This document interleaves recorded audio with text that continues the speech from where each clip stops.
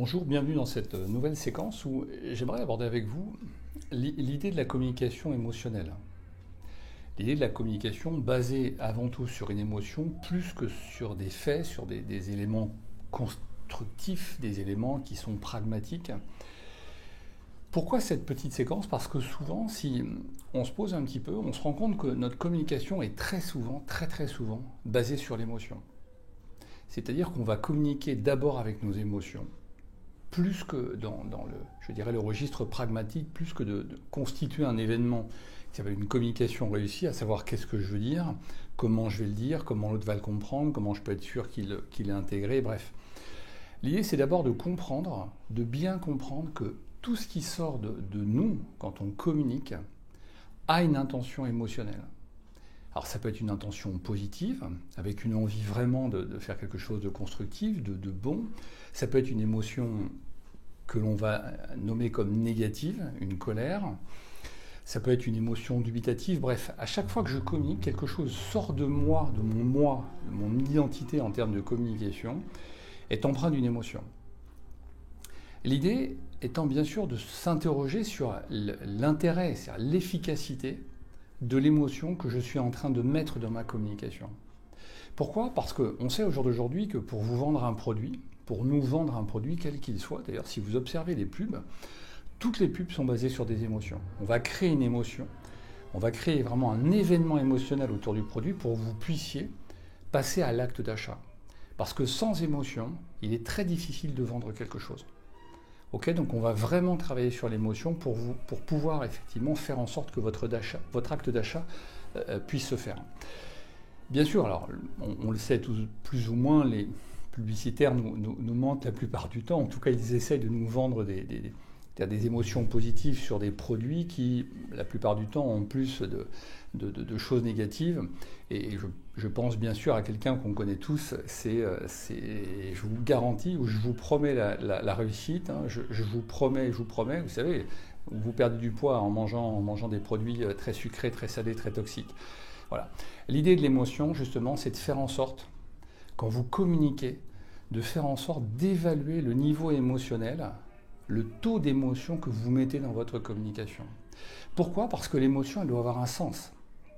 Je vous disais il y a deux minutes, si je veux vous vendre quelque chose, donc là, je vais mettre de l'émotion. Je vais mettre de l'émotion pour pouvoir vous vendre quelque chose. Ok, je vous raconte mes vacances. Mes vacances, je vais mettre de l'émotion dans le récit de mes vacances. Plus que des faits, hein, si vous prêtez attention à la manière dont on communique, vous allez mettre beaucoup plus d'émotion que de faits réels, que de faits pragmatiques.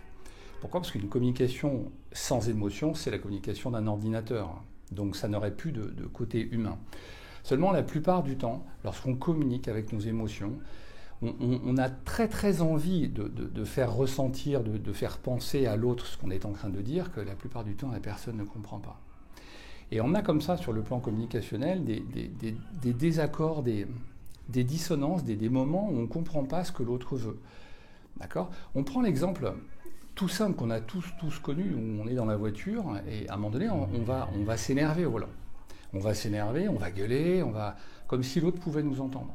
On sait très bien qu'il ne nous entend pas. Mais l'émotion en nous est tellement forte, la frustration engendrée est tellement forte qu'on a besoin d'exprimer quelque chose.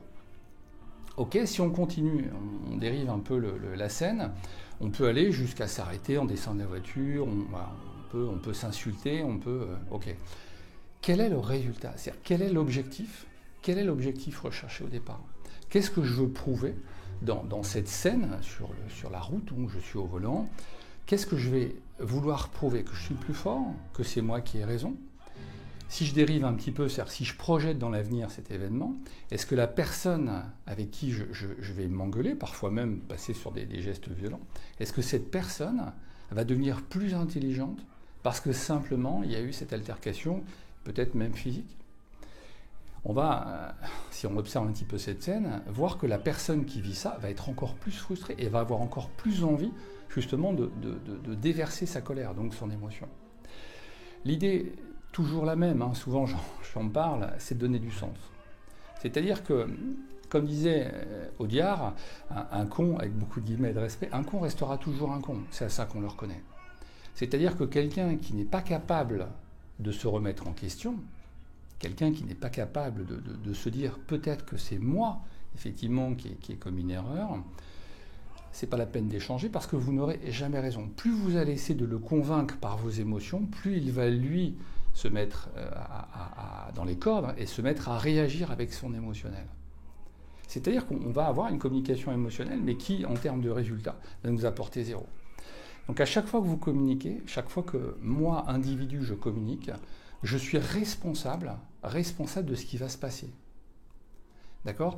Ce qui est très important à comprendre, c'est qu'à chaque fois que je suis dans une communication, donc c'est moi qui commence à émettre, tout ce qui va se passer après dépend de ma manière d'émettre ma communication au départ. Pour vous illustrer ça, prenez une table d'échecs. Vous prenez un plateau d'échecs. Le premier coup, celui qui va commencer à bouger, son premier coup, va déterminer l'ensemble du jeu. Et pour les amateurs d'échecs, vous savez bien que si je change mon premier coup, je change complètement la phase du jeu. Ça veut dire que moi, émetteur d'une communication, lorsque je commence à communiquer, donc je suis l'émetteur de quelque chose, il va y avoir des conséquences. Et donc je suis, entre guillemets, responsable de toutes les conséquences qui vont se produire. Donc la plupart du temps, je dirais, il vaut mieux ne pas réagir, c'est-à-dire de laisser en l'état la situation, parce que si j'interviens, je vais intervenir avec des émotions, et ça ne changera rien du tout. Ça ne changera rien parce que la personne en face est sur une communication émotionnelle. Donc l'idée, c'est vraiment de se poser, de dire, si on peut, notamment dans le cadre professionnel, d'expliquer à l'autre personne que pour le moment, il n'est pas raisonnable de discuter parce qu'on est tous les deux dans une émotion forte, on va le considérer comme ça, et qu'on y reviendra plus tard quand les choses se seront apaisées. C'est un petit peu la base de la communication non violente. C'est ce que je ressens, ce que je veux dire, mais avec quelque chose de constructif et pas de destructif. Ok, donc à chaque fois que vous communiquez, essayez toujours avant de communiquer de jauger votre niveau émotionnel.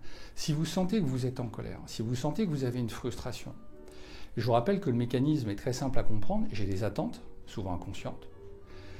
Elles ne sont pas satisfaites, ça va engendrer une frustration. D'accord ? Cette frustration va avoir besoin de s'alimenter par des croyances. De toute façon, c'est toujours pareil, il me fait toujours la même chose ou elle me fait toujours la même chose. Et après la frustration, c'est la colère. D'accord ? C'est d'abord mes attentes, frustration et ensuite colère. L'idée, là encore, c'est de vérifier que vos attentes sont bien perçues. Si votre communication a comme ambition simplement de démontrer à l'autre qu'il est un imbécile ou qu'il s'est trompé, vous n'y arriverez pas. Il faut simplement arriver à communiquer de manière pragmatique. C'est-à-dire si vous sentez votre niveau émotionnel important, d'accord, vous sentez que vous avez de la colère parce que vous êtes frustré, parce qu'il ne comprend rien, parce que ça fait 10 fois que vous expliquez, ça ne marche pas, à partir de ce moment-là, ne communiquez pas. Parce que votre communication va être empreinte d'émotion, et l'émotion que vous allez mettre dans la communication va conduire à une rupture. Rupture qui peut être un conflit, qui peut être des pleurs, et au résultat, ça ne changera rien. Au contraire, ça va souvent en tout cas nous rendre nous coupables, ok, nous émetteurs coupables. Donc soyez toujours attentifs à votre niveau émotionnel et soyez le plus pragmatique possible. Prenez soin de vous, n'hésitez pas à vous abonner sur ma chaîne YouTube, m'envoyer des messages si vous avez des questions sur ces vidéos.